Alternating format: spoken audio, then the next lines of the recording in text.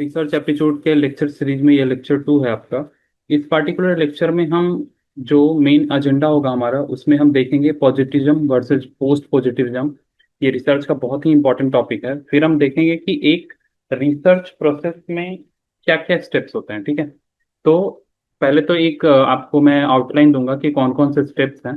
फिर हम एक एक करके, जैसे formulating the research problem, extensive literature survey, ये सब प्रोसेस है, मतलब रिसर्च प्रोसेस का स्टेप है, ठीक है।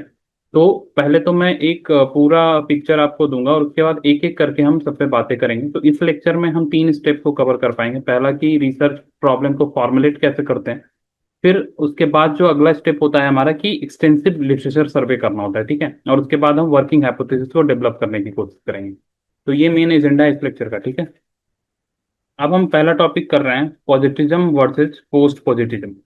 ये जितनी चीजें इस पे लिखी हुई हैं इसको आप रीड कर सकते हो, बट मैं एक एग्जाम्पल के थ्रू आपको समझाना चाहूंगा कि पॉजिटिज्म और पोस्ट पॉजिटिज्म का की डिफरेंस अगर आपको जानना है तो ये है कि अगर मान लो कुछ कोई ऐसा सवाल आपका आता है कि एक स्कूल का अटेंडेंस किस चीज पे डिपेंड कर रहा है। तो स्कूल का अटेंडेंस इस चीज पे डिपेंड कर रहा है कि टीचर का पढ़ाने का क्वालिटी कैसा है, ठीक है।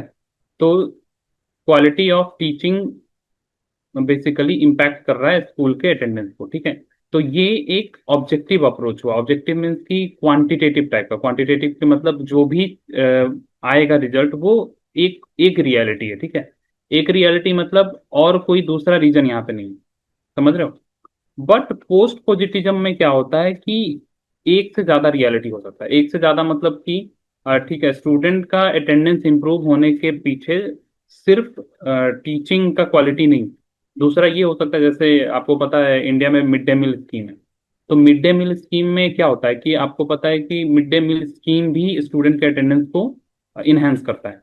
तो पोस्ट पॉजिटिज्म में आप कह सकते हो कि हम उन सारे एस्पेक्ट पे बात करते हैं कि मतलब कोई एक रियलिटी नहीं, मतलब जो आपका आंसर है वो दो तीन हो सकता है या बहुत ज्यादा भी हो सकता है। एक तरह से डिस्कशन होता है पोस्ट पॉजिटिज्म में, ठीक है। किसी एक मतलब कह सकते हो कि अगर आपका आंसर हो गया या कुछ एक आप मतलब क्या बोल सकते हो जस्टिफिकेशन दे दियो, सिर्फ वही नहीं। इसीलिए पॉजिटिज्म जो है बेसिकली क्वांटिटेटिव नेचर का होता है, जहाँ पे नंबर और स्टेट्स की बात होती है। इसलिए आप देखोगे कि यहाँ पे पॉजिटिज्म में हम कह रहे हैं कि ये फैक्ट्स और नंबर्स के बेसिस पे बात होता है, मीन्स क्वांटिटेटिव इन नेचर। इसी को बोलते हैं क्वांटिटेटिव इन नेचर, ठीक है। ऑब्जर्वेशन, एक्सपेरिमेंट या सर्वे, मतलब ये सब मेथड है जो यूज होता है यहाँ पे पॉजिटिज्म अप्रोच में। और एक फोकस ये होता है कि जो हम कर रहे हैं वो मेजरेबल होना चाहिए और ऑब्जेक्टिव होना चाहिए, ठीक है। अगेन नंबर और स्टैटिस्टिक्स का यूज होता है तो वो सेम है, ठीक है। और इसके थ्रू हम एक जनरल रूल बनाने की कोशिश करते हैं। तो एक एग्जांपल की testing if new fertiliser increases crop yield, ठीक है। तो यहाँ पे बेसिकली हम मेजर कर रहे हैं क्रॉप ग्रोथ को with and without fertiliser to draw conclusion. But आप देखो कि रियलिटी एक है, मतलब आपका क्रॉप का जो यील्ड बढ़ रहा है उसके पीछे का रीजन फर्टिलाइजर है या नहीं, तो एक ही पैरामीटर पे बात हो रहा है। बट क्रॉप यील्ड बढ़ने का और भी कारण हो सकता है कि आपका इरिगेशन आप सही से कर रहे हो, मतलब वाटर का मैनेजमेंट अच्छा है आपका। आप कह सकते हो कि आपके यहाँ टेक्नोलॉजी उस तरह से है जो कि क्रॉप यील्ड को बढ़ा रहा है। तो और भी कारण हो सकते हैं। तो इस चीज का अगर बात करेंगे तो वो होता है आपका पोस्ट पॉजिटिज्म, ठीक है।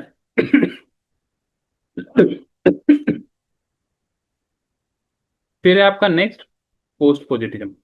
तो यहाँ पे वही चीज आप देख रहे हो, लिखा हुआ है कि वी कांट बी 100% ऑब्जेक्टिव।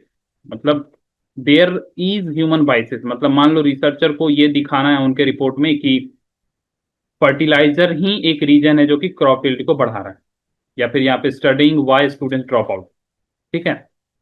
तो एक तरह से डिस्कशन, और डिस्कशन में दोनों चीज होता है, क्वालिटेटिव भी और क्वांटिटेटिव। समझ रहे हो। और ये इसीलिए कहते हैं कि थियरी चेंज भी हो सकता है अगर नया एविडेंस आता है तो, ठीक है। और पॉजिटिज्म वाले में हम नया एविडेंस को मतलब उसकी बात कर ही नहीं सकते हैं, ठीक है। आप एक ही पैरामीटर पे देख सकते हो उसको, ठीक है। तो ये था बेसिक डिफरेंस। और इसको मैं थोड़ा सा आप कह सकते हो कि और भी टेबुलर फॉर्म में आपको मैं दिखाता हूँ, जो कि एक तरह से मेन डिफरेंस की तरह देखो कि यहाँ पे they believe in one objective reality. यहाँ पे रियलिटी को एक्सेप्ट किया जाता है पार्शियली, मतलब पीपल का व्यू अगर चेंज होता है तो जो आपका रियलिटी है वो भी चेंज हो सकता है, आपका आउटकम चेंज हो सकता है, आपका कंक्लूजन चेंज हो सकता है, ठीक है। यहाँ पे फैक्ट्स, फिगर्स और मेजरमेंट के थ्रू आप कह सकते हो कि कंक्लूड करने की कोशिश करते हो। अगेन ये सारा मतलब एक तरह से समरी है, जो मैं अभी आपको एक्सप्लेन कर रहा था, ठीक है। एक छोटा सा कह सकते हो सिंपल टिप आपको रिमेंबर करने का कि पॉजिटिज्म मतलब number plus facts plus objective. Post positive में नंबर भी होता है और फील, मतलब फील इन द सेंस कि आप क्या फील कर रहे हो और आप आपके अनुसार क्या सही हो रहा है, समझ रहे हो। कि आप क्या रिसर्च किए हो उससे फर्क नहीं, आप क्या सोचते हो उसके हिसाब से आपका कंक्लूजन चेंज हो रहा है। तो इसलिए कॉन्टेक्सचुअल बात होता है यहाँ, ठीक है।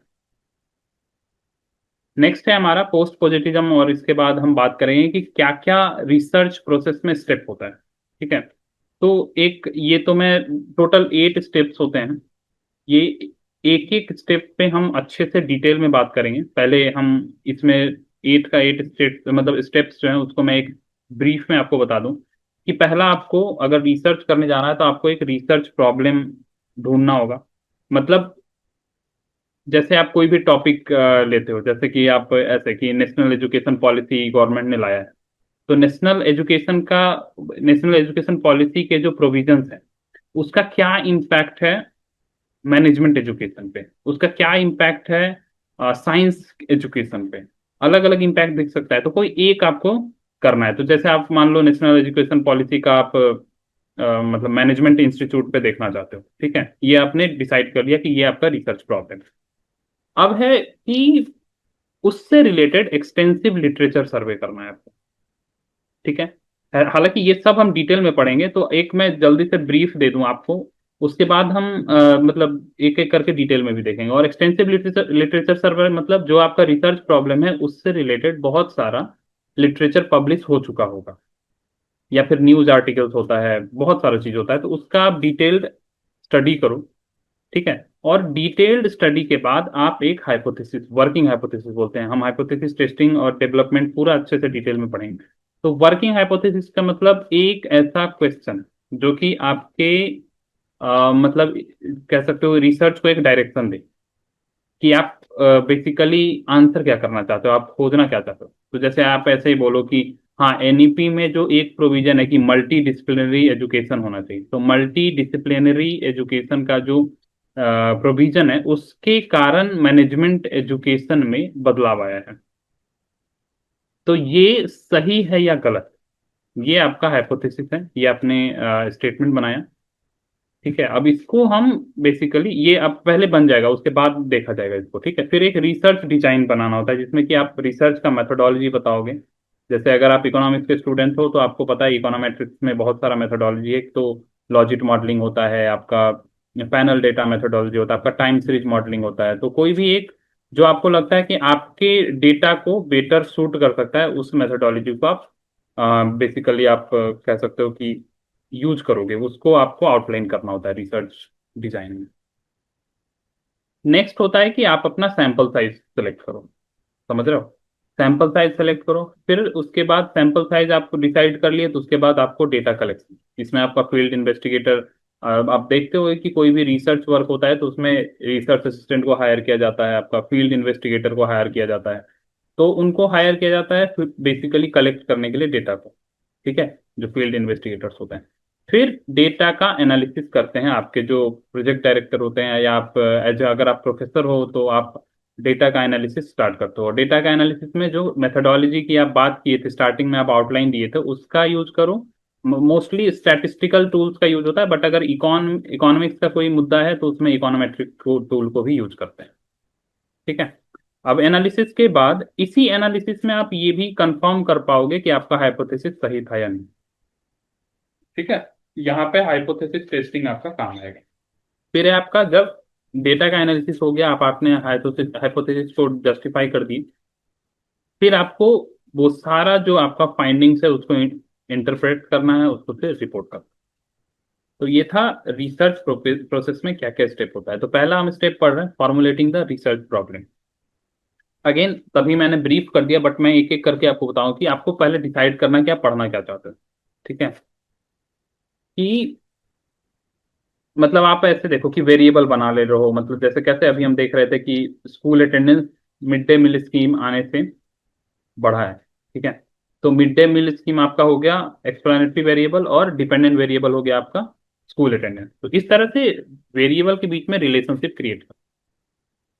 ठीक है, ऐसे क्वेश्चंस जैसे कि how many students basically use online learning, या फिर does screen time effect exam marks. तो स्क्रीन टाइम आपका हो गया इंडिपेंडेंट वेरिएबल और एग्जाम मार्क्स हो गया आपका डिपेंडेंट वेरिएबल। तो इस तरह से दो वेरिएबल आपका रेडी रहना चाहिए। ठीक है, तो इसी को कहते हैं। और उसी का आइडेंटिफिकेशन, मतलब रेडी रहना मतलब आइडेंटिफिकेशन, लाइक वेरिएबल जैसे कि एज, इनकम, मार्क्स, ये सारा इस पार्टिकुलर रिसर्च में, इस दोनों, अगर रिसर्च का प्रॉब्लम ये दोनों में से कोई है तो ये सारे वेरिएबल्स आपके काम में आएंगे। ठीक है,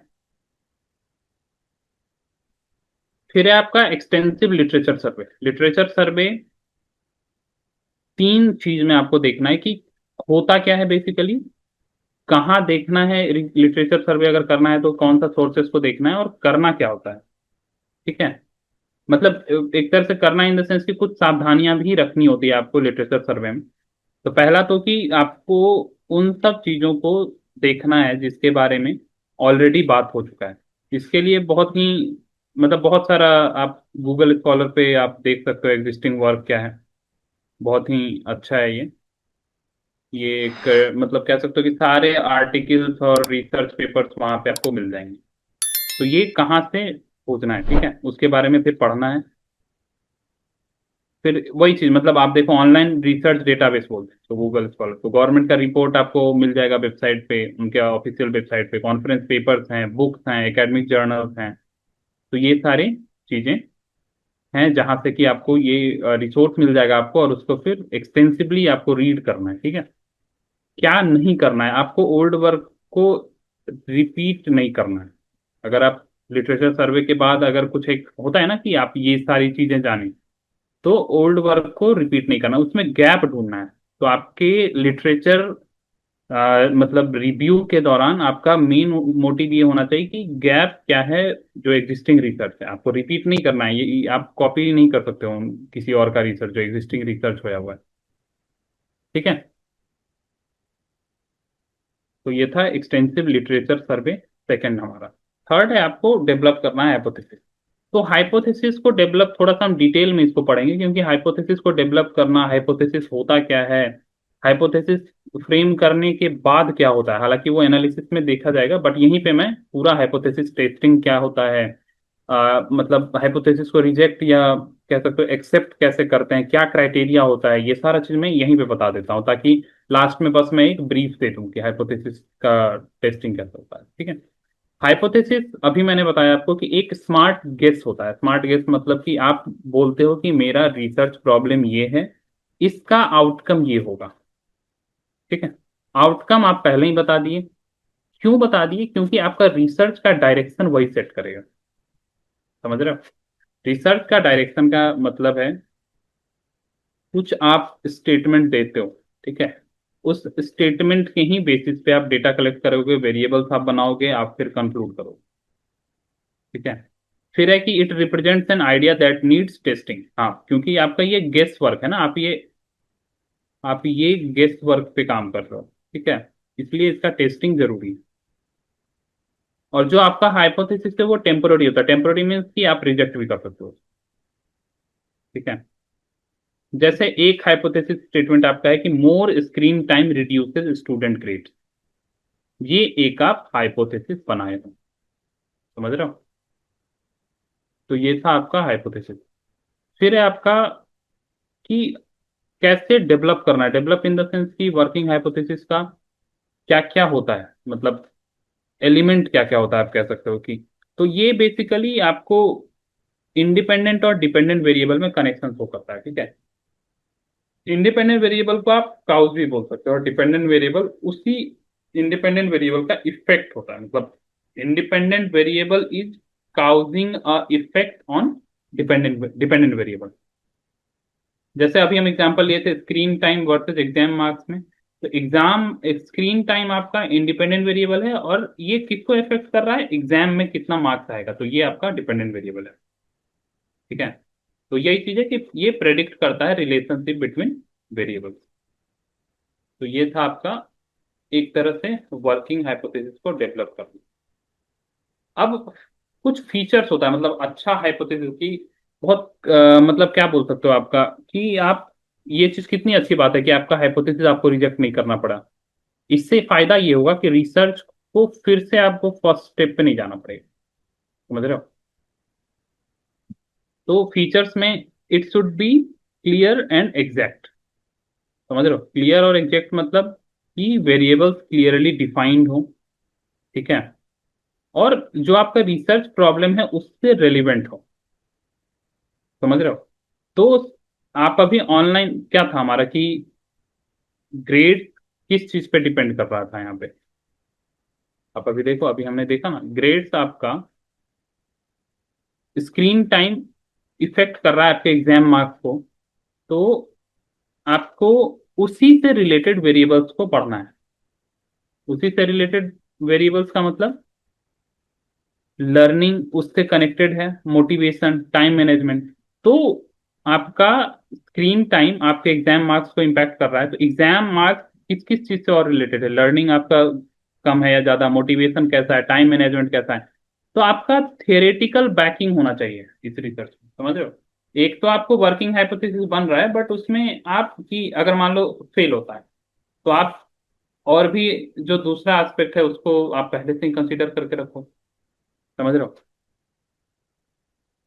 और आपका जो हाइपोथेसिस है it must be empirically testable. Test कैसे करना है अभी हम देखेंगे।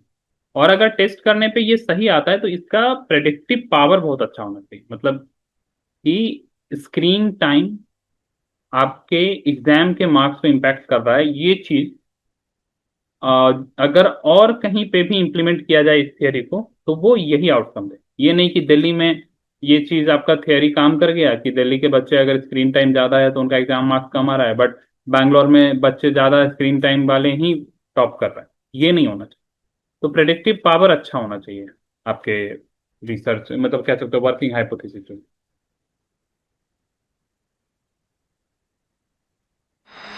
फिर है आपका हाइपोथेसिस टेस्टिंग में वैलिडिटी ऑफ ए गेस, ये तो अभी हम देखे थे। और इसमें एक होता है कि पॉपुलेशन का, जैसे क्या होता है ना कि पॉपुलेशन आपको पता है बहुत बड़ा साइज होता है, बहुत बड़ा साइज। आप कभी भी रिसर्च करने जाओगे ना तो आप पूरा पॉपुलेशन का डेटा कलेक्ट करना बहुत ही मुश्किल है। तो आप एक छोटा सा सैंपल ले लेते हो। समझ रहे हो? छोटा सा सैंपल आप लेते हो, तो ये जो छोटा सा सैंपल है इसके बेसिस पे आपका हाइपोथेसिस टेस्ट होता है। ठीक है, तो कह रहा है कि it is a guess about a population based on sample data. इसमें दो तरह का होता है, एक होता है H0 that is called null hypothesis, और एक होता है H1 या HA भी बोलते हैं। H1 या HA इसको बोलते हैं अल्टरनेट। H0 की देर इज नो इफेक्ट और डिफरेंस, मतलब आप कह सकते हो कि नल हाइपोथेसिस में आप उस स्टेटमेंट का, जैसे आप स्टेटमेंट बनाए ना कि आप स्क्रीन टाइम जो है, स्क्रीन टाइम एग्जाम मार्क्स को डायरेक्टली इंपैक्ट कर रहा है। ठीक है, तो आपको क्या सिचुएशन यहाँ से मिल रहा है, दो दो सिचुएशन, ये कि एक में तो एग्जाम मार्क्स स्क्रीन टाइम को इफेक्ट कर रहा है और एक में कि एग्जाम मार्क्स स्क्रीन टाइम को इफेक्ट नहीं कर रहा है। दो चीज आपको पता है, तो अगर नहीं इफेक्ट कर रहा है तो that is a statement of null hypothesis, और अगर इफेक्ट कर रहा है तो that is a statement of alternate hypothesis. और जब हम हाइपोथेसिस टेस्टिंग करते हैं तो इन्हीं दो में से कोई एक जो है हमारा कहा जाता है कि हम नल हाइपोथेसिस को एक्सेप्ट कर रहे हैं या रिजेक्ट कर रहे हैं। अगर नल को एक्सेप्ट कर रहे हैं इट मीन्स अल्टरनेट अपने आप रिजेक्ट हो रहा है, और अगर अल्टरनेट को एक्सेप्ट कर रहे हैं तो नल अपने आप रिजेक्ट हो जा रहा है। समझ रहे हो? तो ये चीज आपका हाइपोथेसिस टेस्टिंग में दो कंपोनेंट होता है। अब पर्पस क्या होता है हाइपोथेसिस टेस्टिंग का, तो वही चीज अभी मैंने बताया कि वेदर टू एक्सेप्ट और रिजेक्ट द नल हाइपोथेसिस। ठीक है। हालांकि अगर आप एक्सेप्ट करोगे तो, इसलिए मैं कहा कि अल्टरनेट अपने आप रिजेक्ट हो जाएगा, और अगर इसको रिजेक्ट करोगे तो अल्टरनेट अपने आप एक्सेप्ट हो जाएगा। और एक्सेप्ट श्योरिटी के साथ नहीं बोलते हैं, हम कहते हैं कि if we are accepting null then we don't have any evidence to, कह सकते हो कि नॉट एक्सेप्ट द नल।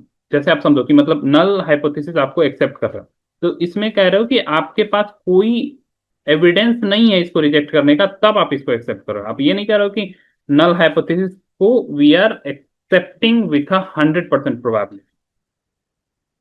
समझ रहे हो, आपके पास कोई रीजन नहीं था इसको रिजेक्ट करने का, इसलिए आप एक्सेप्ट कर रहे हो। ये मतलब होता है नल हाइपोथेसिस को एक्सेप्ट करने का। उसी तरह से उल्टा, जब आप रिजेक्ट कर रहे हो इसको, तो कहोगे कि आपके पास कोई रीजन नहीं है इसको एक्सेप्ट करने का, इसलिए आप इसको रिजेक्ट कर रहे हो। ये बहुत इंपॉर्टेंट है। समझ रहे हो। अब हाइपोथेसिस टेस्टिंग में कुछ कुछ जो चीजें यूज होती हैं उसको हम देखेंगे। एक होता है सिग्निफिकेंस लेवल। सिग्निफिकेंस लेवल होता है, इसी को हम बोलते हैं टाइप 1 एरर भी बोलते हैं। टाइप 1 एरर बोलते हैं क्योंकि इसी को हम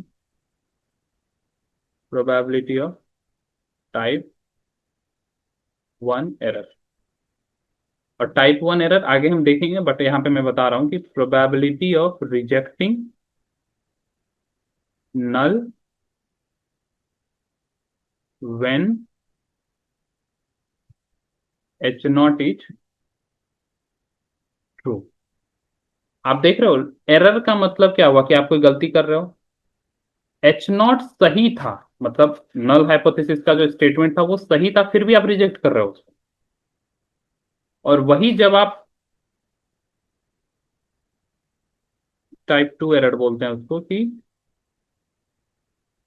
probability of accepting H naught when H naught is false. इसको कहते हैं कि we are rejecting a true hypothesis या नल हाइपोथेसिस। यहाँ पे we are accepting a false hypothesis.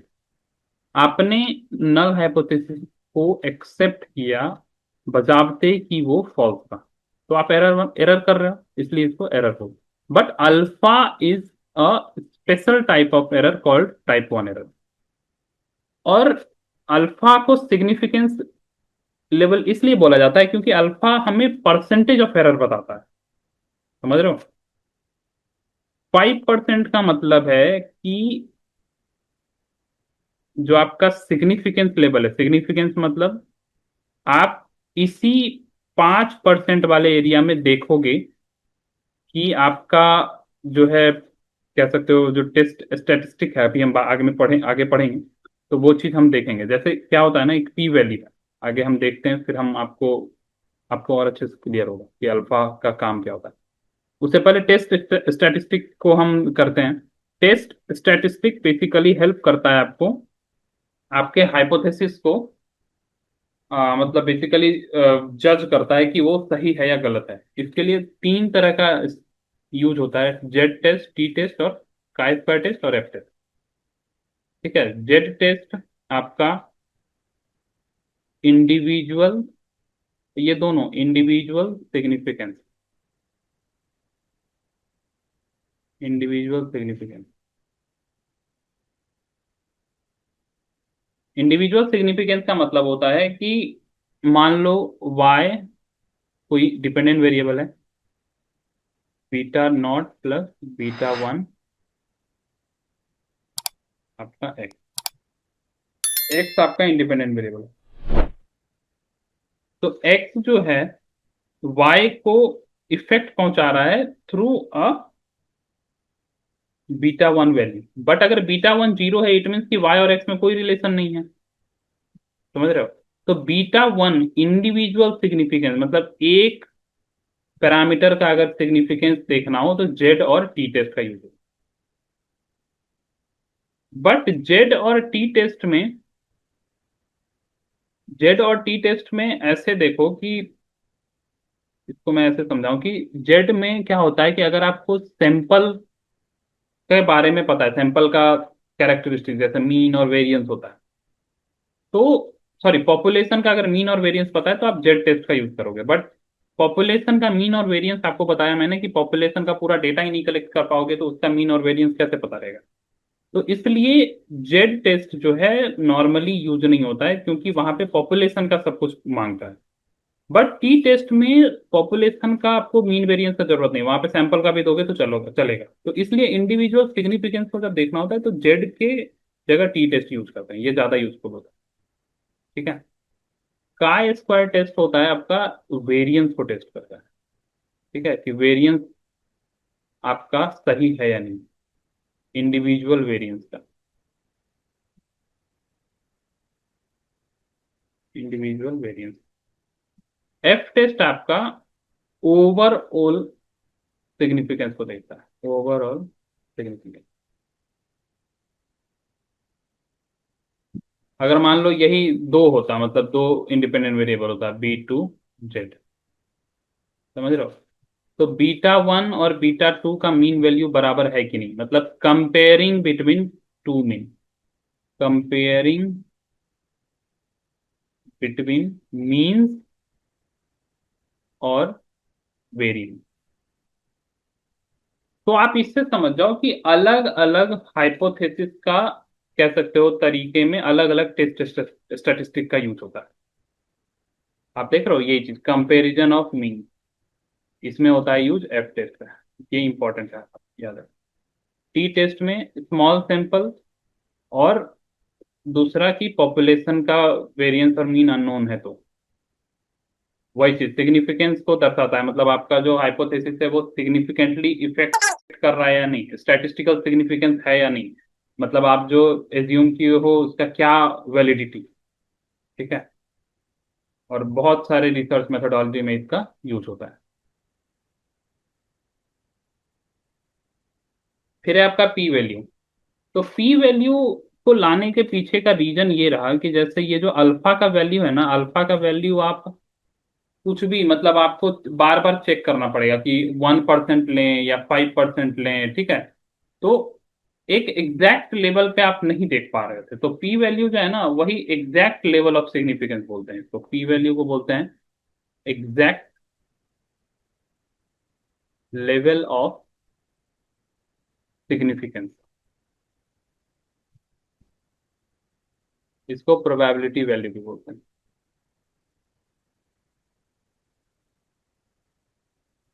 Probability value भी बोलते हैं। ठीक है।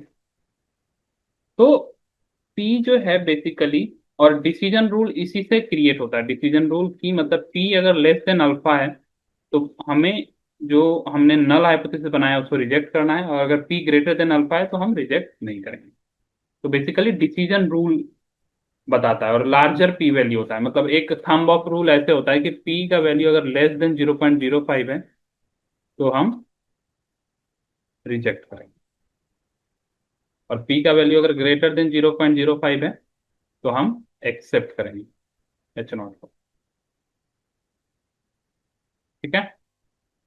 तो ये था डिसाइडिंग रूल कि मतलब आप जो हाइपोथेसिस बनाए हो उसको आप रिजेक्ट करोगे या एक्सेप्ट करोगे। ठीक है। फिर है आपका एरर, टाइप ऑफ एरर अभी मैंने बता दिया आपको कि टाइप 1 किसको कहते हैं, टाइप 2 किसको कहते हैं, बस आप देख लो कि रिजेक्टिंग H0 मतलब rejecting a true null hypothesis इसका मतलब होता है, और यहाँ पे not rejecting a false hypothesis. समझ रहे हो। इसी में इसको अल्फा से डिनोट करते हैं, और अल्फा ही आपका, ये बहुत कंफ्यूजिंग होता है बच्चे, अल्फा लेवल ऑफ सिग्निफिकेंस होता है। ठीक है। टाइप 2 एरर बीटा जो है, टाइप 2 एरर मतलब बीटा जो है टाइप 2 एरर को दिखाता है, और एक 1 - बीटा होता है, ये पावर ऑफ टेस्ट होता है। ये लिखा हुआ नहीं है, मैं बता दे रहा हूँ, पावर ऑफ टेस्ट इसलिए क्योंकि बीटा जितना कम करोगे, इट मीन्स कि 1 - बीटा का वैल्यू उतना ज्यादा बढ़ेगा, तो इसका मतलब पावर बढ़ेगा, और बीटा कम करना आपका मोटिव क्यों है, क्योंकि बीटा एक एरर है। समझ रहे हो।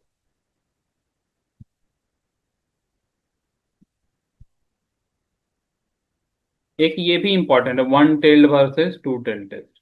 ठीक है।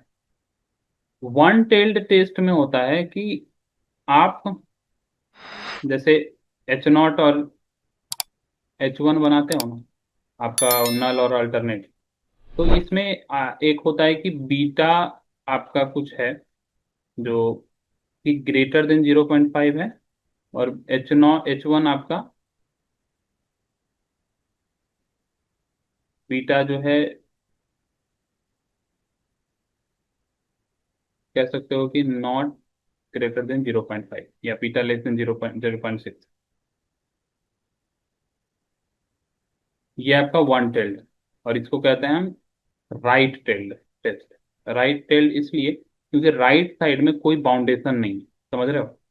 ये आपका 95% दिखा रहा है, और ये आपका 5% है। ये वन टेल्ड है। और यही आप लेफ्ट टेल्ड में क्या करोगे, बाउंडेशन इस तरफ। और ये जो रीजन है इसको बोलते हैं कि एक्सेप्टेंस रीजन।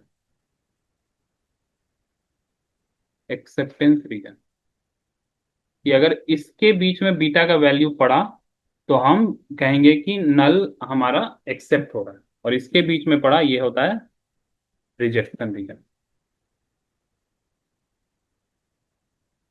ठीक है। इसीलिए इस रीजन को सिग्निफिकेंस लेवल, जैसे 5% जो है ना आपका, क्या होता था लेवल ऑफ सिग्निफिकेंस। सिग्निफिकेंस इसलिए इसका बढ़ता है क्योंकि ये रिजेक्शन रीजन है, मतलब यहाँ पे पड़ा मतलब आप रिजेक्ट करोगे, आप नल को रिजेक्ट करोगे। समझ रहे हो। और टू टेल्ड में क्या होता है, टू टेल्ड में देखो कि दोनों तरफ से बाउंडेशन। ये तो आपका 95% है एक्सेप्टेंस रीजन, बट ये जो है आपका 2.5% इधर, 2.5% इधर है, टोटल 5% ये भी, बट रिजेक्शन रीजन दो हो गया। ठीक है। और यहाँ पे H0 जो है ऐसे बनता है कि बीटा का वैल्यू इक्वल टू है 0.5। अल्टरनेट में क्या होगा कि बीटा का वैल्यू नॉट इक्वल टू 0.5। और टू टेल्ड इसलिए क्योंकि नॉट इक्वल टू का मतलब क्या, आइदर ग्रेटर और लेस में से, दोनों में से कुछ भी हो सकता है। समझ रहे हो। इसीलिए यहाँ ऐसे याद रखना कि ग्रेटर देन और लेस देन का कॉन्सेप्ट है यहाँ पे इक्वालिटी का, थोड़ा ट्रिक की तरह, कि वन टेल्ड और टू टेल्ड कहते हैं किसको।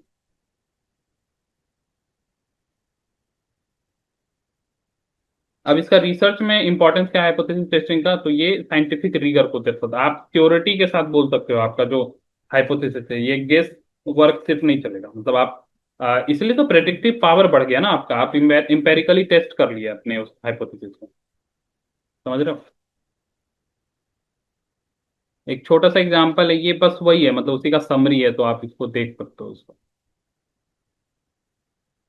और एक कह सकते हैं क्विक टिप्स की तरह कि कैसे रिमेम्बर करना है ये हाइपोथेसिस टेस्टिंग का पूरा ये।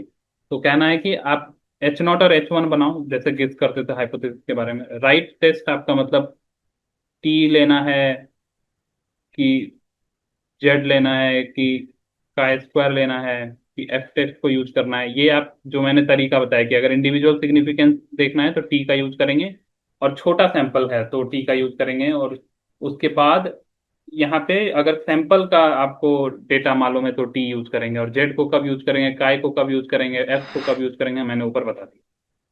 फिर आपको पी वैल्यू और अल्फा को कंपेयर करना है। पी अगर लेस देन अल्फा है मतलब रिजेक्ट करना है आपको नल को, और ग्रेटर देन अल्फा है तो एक्सेप्ट करना है।